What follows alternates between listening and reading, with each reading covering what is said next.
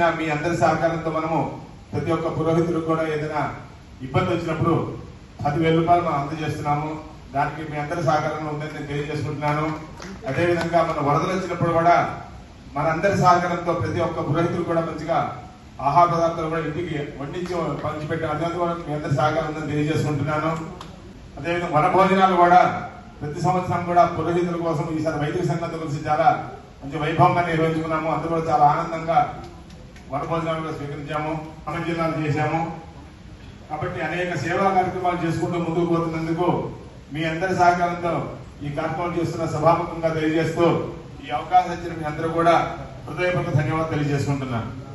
సమస్యలు కావచ్చు, మనకున్నటువంటి అవసరాలు గుర్తించి రాజశేఖర్ గారు అంటే బ్రాహ్మణ యువ నాయకులు ఏదో ఒకటి సాధించాలనేటువంటి పట్టుదలతోటి పట్టు వదలని విక్రమార్కుడుగా అంటే ఎన్నికల సమయం నుండి కూడా తన కృషి తను చేస్తున్నాడు.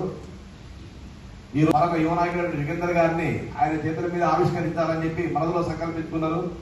తను చేస్తున్నటువంటి యొక్క కృషి ఎంతవరకు వచ్చింది ఆ విషయాలు కూడా మనకు చెప్పి తర్వాత నెక్స్ట్ యుగేందర్ గారి చేతుల మీదుగా మరియు మన బ్రాహ్మణ నాయకుల చేతుల మీదుగా పంచాంగ ఆవిష్కరణ కార్యక్రమం ప్రారంభమవుతుంది. గౌరవనీయులు తుమ్మల నాగేశ్వరరావు గారి తనయుడు తుమ్మల యుగేందర్ గారికి మరియు మా కార్పొరేటర్ మా మేయర్ గారు పునుగొల్లు నీరజ గారు, స్థానిక కార్పొరేటర్ గారు పాకాలపాటి విజయ నిర్మల గారు, అట్లాగే ఇక్కడ వేదికను అలంకరించినటువంటి నా బ్రాహ్మణ బంధువులందరూ కూడా నమస్కారం చేస్తున్నాను. తుమ్మల నాగేశ్వరరావు గారు టికెట్ ఆ రోజు ఒక్కటే మాట అడిగాం, ఏమండి భగవంతుడి దయ వల్ల మేము అందరం చల్లగానే ఉన్నాము, కాకపోతే కళ్యాణ మండపం అనేది మాకు లేదండి, ఎందుకంటే మేము మా సంపాదన అంతంత మాత్రమే ఉందండి, 1,00,000 2 లక్షల రూపాయలు పెట్టి మేము కళ్యాణం చెల్లించాలంటే మా వల్ల కాదు. చూస్తూనే ఉన్నారు ఈ బ్రాహ్మణ బజార్లో మీరు ఇల్లు 10 మంది ఇంట్లో పోతే ఇంకో 10 మంది బయటికి రావాలంటే ఏదైనా ఫంక్షన్ జరిగితే మా యందు దయ ఉంచి ఎట్టి పరిస్థితుల్లో అయినా మాకు శాంక్షన్ చేయండి అంటే ఆ రోజు ఒకటే మాట అన్నారు వాళ్ళు, నాకు గవర్నమెంట్ వచ్చినా రాకపోయినా మీరు గెలిస్తే మీకు అది చేస్తా అన్నారు. ఆ పనిలోనే ఉన్నారండి ఆ రోజున. ఆ రోజు మీ పెద్ద మనసుతోటి మేము అడిగిన ఈ చిన్న కోరిక కనుక తీర్చినట్టయితే మా కుటుంబాలు మొత్తం కూడా ఎప్పుడు మీకు తప్పకుండా మీరు ఉన్నంత కాలం మా ఆశీస్సులు మీకు ఉంటాయి, తప్పకుండా ఉంటాయి, అందులో ఎటువంటి లేదు. ఇంకా ఉన్నతమైనటువంటి పదవులు మీరు అలంకరించాలని మా మనస్ఫూర్తిగా కోరుకుంటున్నాము. ఒక్కొక్క బ్రాహ్మణుడు 70-80 ఓట్లు వేయించగల సత్తా ఉందండి.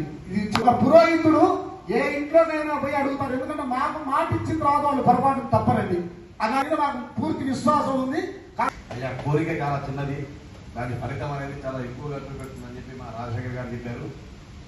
వాస్తవంగా ఈరోజు మంత్రివర్యులే ఆహ్వానించాల్సి ఉంటే, ఎందుకంటే గతంలో ఇచ్చినటువంటి వాగ్దానం ప్రకారం ఈరోజు మంత్రివర్యుల ద్వారా శుభవార్త వినాల్సి ఉంటే, సరే అనుకోని సక్కగా వాళ్ళ అల్లుడు గారు ఆరోగ్యపరమైన సమస్యలతో దుబాయ్ వెళ్ళారు. మనందరం కూడా పురోహితుల అందరం కూడా మా పురోహిత సంఘం తరఫున కూడా వాళ్ళందరూ ఆయురారోగ్యాలతో ఉండాలని మనస్ఫూర్తిగా కోరుకుంటున్నాం. అదే పురోహిత సంక్షేమ సంఘం వారు ఆవిష్కరణ కార్యక్రమానికి ముఖ్య అతిథిగా చేసిన మన ప్రీతమ నాయకులు అభివృద్ధి ప్రదాత గౌరవనీయులు తుమ్మల నాగేశ్వరరావు గారి తనయుడు తుమ్మల యుగేందర్ గారికి, అలాగే స్థానిక కార్పొరేటర్ విజయ నిర్మల గారికి, అలాగే ఈ సంఘానికి అధ్యక్షులు ప్రసాద్ గారికి, అలాగే రాజశేఖర్ గారికి, వేదికను అలంకరించిన వేదిక ముందున్న బ్రాహ్మణోత్సవాలు అందరికీ కూడా శిరస్సు వచ్చి నమస్కరిస్తాను. ఎలక్షన్ ముందు మంత్రి గారు ఏదైతే వాగ్దానం చేశారో ఆ వాగ్దానాలు ఒక్కొక్కటి నెరవేర్చుకుంటూ వస్తున్నారు. తదేవ లగ్నం సుదినం తదేవ తారాబలం చంద్రబలం తదేవ విద్యాబలం దైవబలం తదేవ లక్ష్మీపదే తేంద్రియగో స్మరామి. యత్ర యోగీశ్వరః కృష్ణో యత్ర పార్థో ధనుర్ధరః తత్ర శ్రీర్విజయో భూతిర్ధ్రువాణి తిర్మతిర్మమ. స్మృతే సకలరాజని నమోస్తుతే. శతమానం భవతి శతాయుః పురుషः శతేంద్రియ. కళ్యాణభాజనం యత్ర జాయతే పురుషస్తమజం నిత్యం వ్రజామి శరణం హరిం. సర్వదా సర్వకార్యేషు నాస్తి తేషామమంగళం. ఏషాం ప్రతిస్థో భగవాన్ మంగళాయతనో హరిః. లాభస్తేషాం జయస్తేషాం కులస్తేషాం పరాభవః. ఏషామిందేవరస్యామో హృదయస్థో జనార్దనః. आपदापविभ्यो निवेदिते नमस्कुर्यान्ना श्रीरङ्गे त्रये देवाय देवदेवता प्रीणाति संवदाम् लोकाभिरामं श्रीरामं भूयो भूयो नमाम्यहम् सर्वमङ्गलमाङ्गल्ये शिवे सर्वार्थसाधिके शरण्ये त्र्यम्बके यो वैतां ब्रह्मणो वेद अमृतेनावृतां पुरीं तस्मै ब्रह्मण भागवेनैनं प्रणयति ब्राह्मणादिशेय उद्धरेत् ब्राह्मणो वै सर्वा देवताः सर्वाभिरेवैनं देवताभिरुद्धरति यावती वै देवतास्ताः सर्वा ब्राह्मणे वसन्ति अस्मात् ब्राह्मणे पर्याप्य अनन्तरायाय सर्वस्वमोदिरात्रमुत्तमः भवति सर्वस्याप्यै सर्वस्य नित्यै सर्वदेवदेवाप्नोति सर्वं जयति మనోవాంఛ మనసిద్ధిరస్సు శరీర పరిపూర్ణ. అలా ప్రస్తుతం నెట్ యుగంలో ఉన్నాం మనం. ప్రతి ఒక్కరికి కూడా ఏ మారుమూల ప్రాంతంలో ఉన్న చిన్న సంఘటన కూడా మనకు తెలుస్తుంది. కానీ దాన్ని చూస్తున్నాం కానీ స్పందించలేని పరిస్థితిలో సంఘాలు కావచ్చు, టీవీఎస్ఎస్ కావచ్చు, నియోగి కావచ్చు, వైష్ణవ్ కావచ్చు, ఏదైనా కావచ్చు. ఒక బ్రాహ్మణుడి మాట్లాడితే దాన్ని మనం ఈ రోజు వరకు కూడా దగ్గర 4-5 రోజులు అయింది. ఈ రోజు వరకు కూడా మనం ఒక అధికారిక ప్రకటన చేయలేకపోయినా చాలా బాధపడుతున్నాం. దయచేసి చిన్న విన్నపం ఏమిటంటే సంఘ పెద్దలు ఎవరైనా కానీ, సంఘ సభ్యులు కానీ మన కోసం చేసేటువంటి చిన్నది, దీనికి మనం ఎక్కడికి పోవట్లేదు, ధర్నాలు చేయట్లేదు, రాస్తారోకలు చేయట్లేదు, కనీసం ఒక ప్రకటన మనం విడుదల చేయకపోవడం చాలా బాధాకరం. దయచేసి భవిష్యత్తులో మీరు చెప్పారు సంఘం ఐక్యంగా ఉండాలి, సంఘం ముందుకు రావాలి, ఏది రావాలన్నా కానీ ఎప్పుడు వస్తుంటే మన యొక్క యాక్టివిటీస్ని బట్టి ఉంటాయి.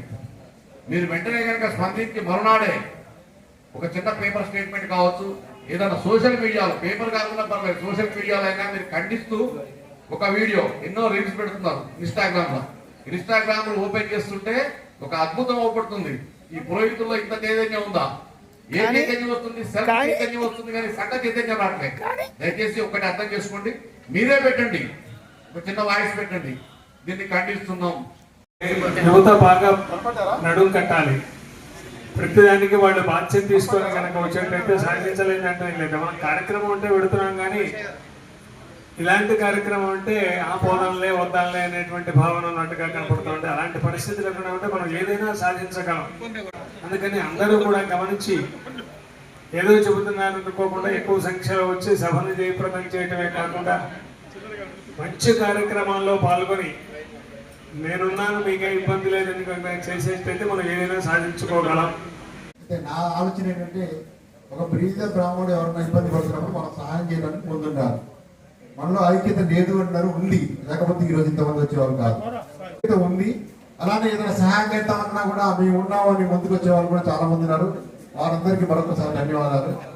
లేదు అని చెప్పి మనం దూరం తీసుకోవడం కాదు, ఐక్యత. అయితే పూర్వం నుంచి కూడా గురువు గారి దగ్గర నుంచి కూడా మన పురోహితులందరికీ కూడా ఒక ఐక్యత అంటూ ఉండాలి. ఎందుకు అంటే నిరంతరం కూడా పూజా కార్యక్రమాల్లో బిజీగా ఉంటాము. అందరం ఒక దగ్గర కలిసేది ఇలా సంఘం ఉన్నప్పుడు మాత్రమే. సంఘం అనేటువంటిది లేకపోతే ఏ పురోహితుడు కూడా ఇలాంటి కార్యక్రమంలో కూడా కలుసుకోలేడండి.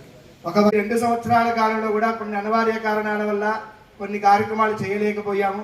అందులో ప్రధానంగా మనం ఈ సంఘాన్ని ఎన్నికల పద్ధతిగా ఎన్నుకున్న దగ్గర నుంచి కూడా మనం పంచాంగ ఆవిష్కరణ కానివ్వండి, అలానే కార్తీక వనభోజనాలు కానివ్వండి, లేని వాళ్ళు బ్రాహ్మణులు అంటే తక్కువ వారు కాదండి. పరశురాముడు ఒక్కసారి గొడ్డలు పట్టుకుంటే ప్రపంచాన్ని మొత్తం కూడా సాధించి వచ్చాడు. అలా కాదు, అలా ఉండకూడదు. పురోహితులు ఒక్కసారి ఆగ్రహం కలిగిందంటే ప్రపంచం మొత్తాన్ని కూడా పరశురాముడు లాగానే ఖండిస్తారు. కాబట్టి అలాంటి ఆవేశం వద్దు, మన హితాన్నే కోరుదాము, ధర్మబద్ధంగానే ప్రతి ఒక్కరిని మారుద్దామని చెప్పేసి మన ఋషుల దగ్గర నుంచి మనకి ధర్మమైనటువంటి బోధన చేయండి, మీకు యుద్ధం వద్దు, ధర్మం మాత్రమే చెప్పుకుంటూ తిరగండి అని చెప్పి మనకి ఆ ఆలోచన ఇచ్చారు ఋషులు.